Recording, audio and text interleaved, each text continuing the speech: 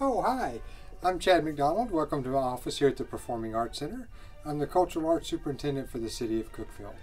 On today's episode of Conversations from Backstage, we're talking with Jennifer Welch, the Artistic Director for Cookeville Children's Theater. We're excited to feature her and talk about how important CCT is to our local theater community. Cookeville is fortunate to have a group like CCT and is proud of their involvement in education of local youth, which is vital to the continued success of local theater and arts in our community.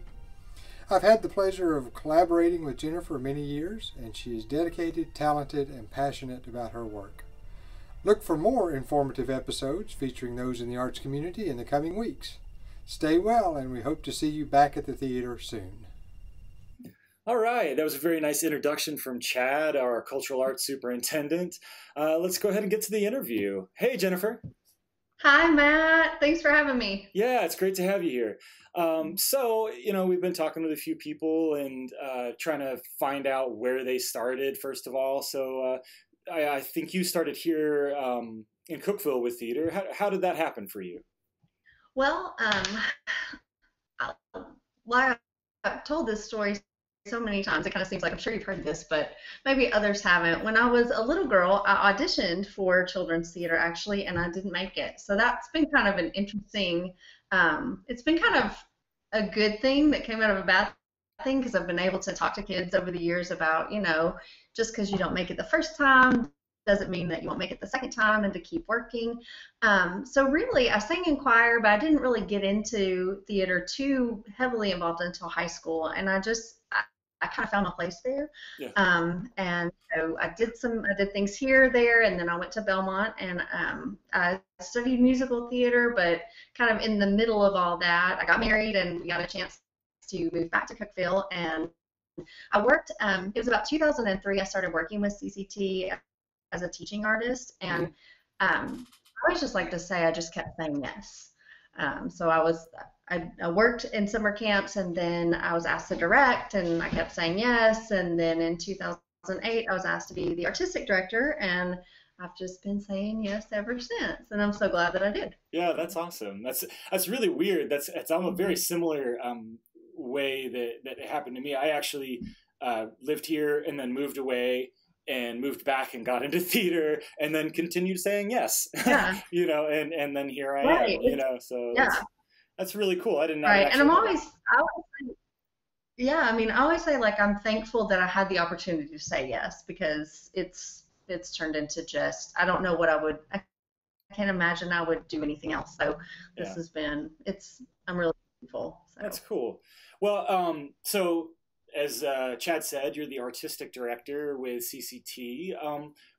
Can you tell us a little bit about what the role of CCT in the community is, and what you try to achieve with that?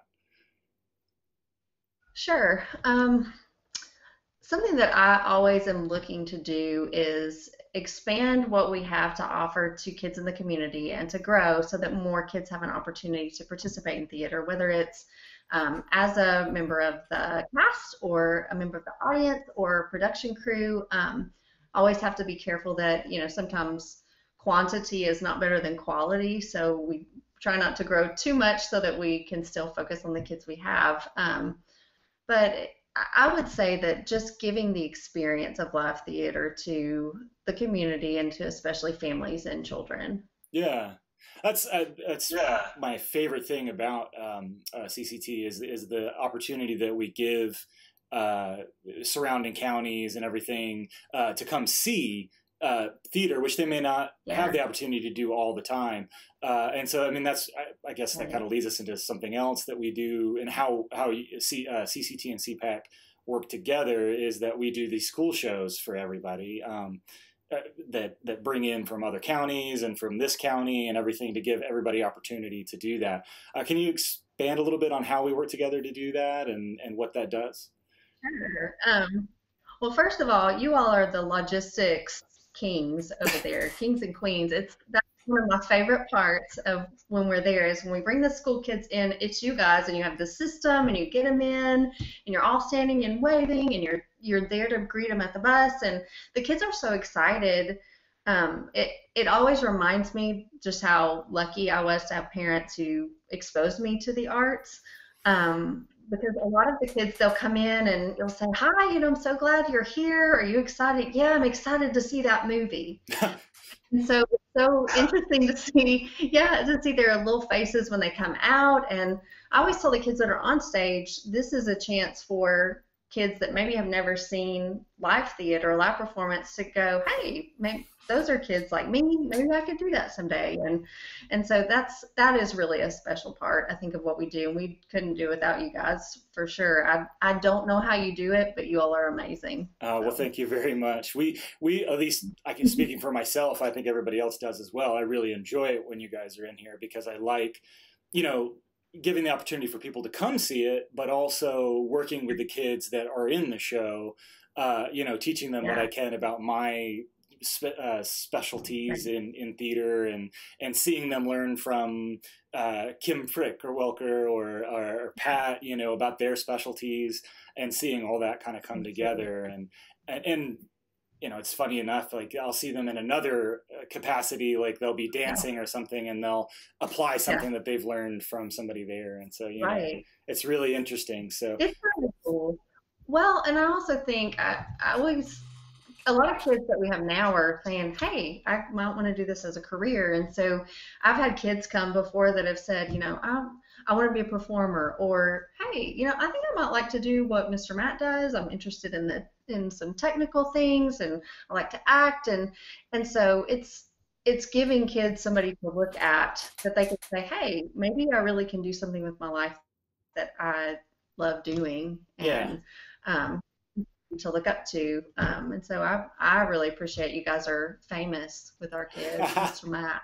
That's probably the only place I'm famous, but hey, Cookeville famous is totally fine. We love Cookeville, so that's fine.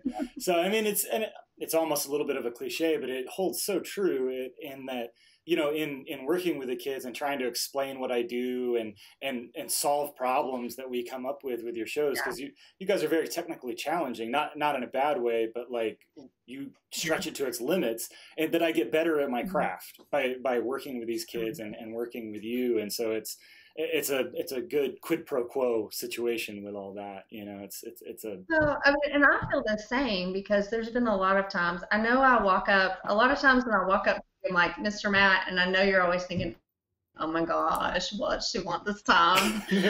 But but I mean, usually I'm like, "Can we do this thing that I have no idea how to do?" And so I get to learn in this way too, because I never got a chance to work on the technical aspect when I was younger, and so it's been a great learning experience for me too, and also to see that like the kids know that if I don't know how to do something, like there you can ask and you can learn, and that we're always learning. And so I think that's an important part of theater too. Yeah, that's one of the great things I think about the collaboration, is that we know, like, none of us try and just take over on any one part of it. We try and show the kids that we're a team. And I mean, that's, a lot of people think the arts is like different than sports, and it is, because we're producing something different, but it also teaches teamwork just as well as being on a team. And I mean, I'm not putting down sports by any means. I played sports and have done theater. Right, no. But teamwork is a huge part of getting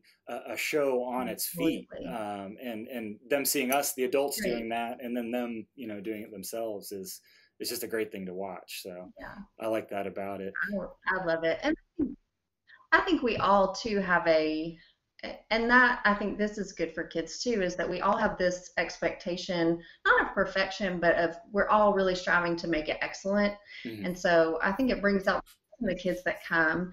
And as you said, teamwork, it takes everybody. And so that's something that we always really try to impress upon the kids. It doesn't just take the star or the director, but it takes everybody. We can't do it by ourselves. So it's really going to be a part than just me, and that's cool. So, it's really cool to make them or give them that experience, because it just goes on, for whatever job they want to do or whatever, you learn how to work in a team, and how, I mean, in theater there are huge disparities in attitudes and I can't think of the right word, but you know, like these egos working against Right, each no, other. it's right. Right. But I think that we all have such a, and that's something I see in this community, especially over the years, as we all have kind of gotten to know each other better. And I feel like it's not just a working relationship, we're all friends. And so that to me has translated into this great environment within all the Yeah. different theater groups in the community. And we can all just be happy and go see great shows other places and work on our shows and know others are going to support us. So Yeah. it's a great place to live. That was kind of my point, is that it's cool to see all these different disparate egos and things like that come together and make this great product. And at the end of the day, we all, you know, tried to make it better. We tried to, you know, do this, and we're all friends, and it's really good, even though we all come at it from a different angle. You know, that's what's really neat about it. So, so just, I mean, you've been doing this for a long time, just as kind of a fun thing for people out there because what we're trying to do with this show is show how it is to either be on stage as a performer or backstage, you know, how that feels, because there are a lot of people that have never experienced it. What's kind of a funny story from backstage or on stage or whatever that you could think of to tell us? I was trying to think before we started, like, what would I say if we were talking about like something that happened? But I would have to say this one has to do with you, Mr. Mack. Okay. Was really, something that was really, it was kind of a changing experience in my theater career was when we did Peter Pan and we were flying, and I actually, you were taking care of all the technical stuff, and we were about to work on a house flight, and I was like, I'll do it. And so that was an amazing opportunity to just get to be a part of that. Yeah. And to just, to be, because I think at that time I never even thought about how really rare that opportunity is to look and do all these different technical things. So just getting to learn about it was cool, and we had a lot of fun. Yeah, we did. I mean, it is pretty rare to do that, because I've been working in technical theater for a while and was interested in it before, and that was the first time I ever got to do any of that stuff and learn any of that. And so that was a great thing for me to learn, and one of the things that CCT brought to me. That was also, you know, one of the times that I had your life in my hands, literally. Hey, I would listen. I trust Matt with my life. It was really cool. Just getting to do it. Sometimes I think I would do that again any day of the week. That was so fun. Yeah, I would. It was an extreme amount of work, physical work backstage, doing all of that just for everybody at home. When you do Peter Pan, the versions of it, you have to fly the actors, and that actually means lifting them off the floor with sets of cables. We won't get into the technical stuff of it, but there's one kind that kind of takes some of the weight off of the people doing it, but then there's another one that I was doing with Jennifer that it takes my body weight and me holding on to a rope to pull her up off the floor and make her fly. And so that's what we were talking about. In this one, she actually flew over the audience. So it was a little nerve-wracking because I was just learning how to do all this stuff. But you were so good. And do I remember it right that you had to get up on a ladder and jump off? Yes. Yeah, I was about 6 feet up on a ladder. My feet were about 6 feet up on a ladder, and then I was holding on and jumped down and pulled you up on one side and flew it. So it's it was awesome. Yeah, it's really cool. And then you did that for Peter Pan like 20 something times. So yeah, 3 or 4 times in a row. That was probably in the best shape of my life during that show. It was great. Yeah, you know. Yeah. I'm sure you were pretty sore, but we did appreciate it. Yeah, after a while it got pretty routine. It felt good, but I probably need to get back to it. You know, this quarantine 15's going. I know. I'm ready to. I need my normalcy of not going, ooh, that looks so yummy, or maybe we should cook something. That would be great. Yeah. So I'm waiting. Well, speaking of that would be. Yeah. Speaking of that quarantine, is it? I mean, it's affecting everyone, but how is it specifically affecting children's theater badly, or is it because you're kind of in your off season a little bit, then you're kind of just waiting to see what's going to happen, or?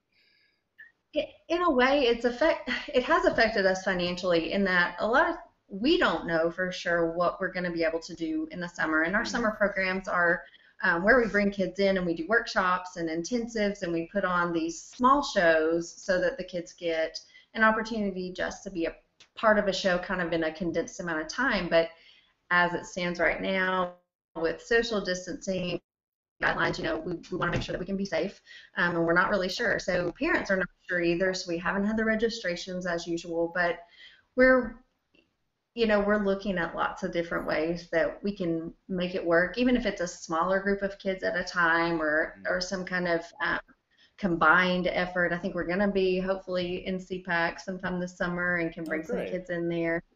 We're working on ways to make it work, but it definitely has been challenging. And I'm also working at the high school, and I'm directing a show there. Michael showed with the choir, and he's the music director and producer of that show. And we've kind of had to postpone the show, but still, the arts are really affected. People that work in the arts, I see all of my friends on Facebook, and we're all just kind of waiting. And so I know it's been a hard time for a lot of people. So I would encourage anybody that's watching this, as soon as you can, as soon as it's safe, come out and see something. Come see a show. Go to an art gallery. Do something, because we artists just really love what we do, and getting the opportunity to do it, I appreciate it more now that I've been away from it. So, and I appreciate the kids more. I miss them a lot. Yeah. So I wouldn't think that I would